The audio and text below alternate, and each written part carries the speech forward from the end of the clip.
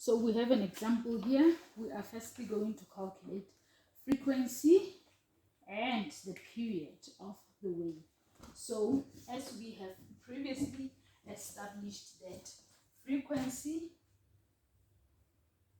equals to 1 over t, and then the time equals to 1 over f.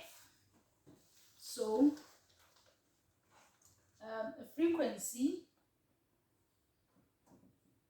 equals to waves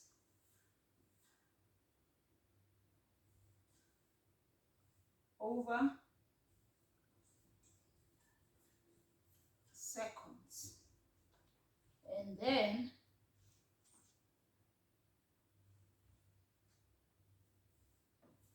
period equals to seconds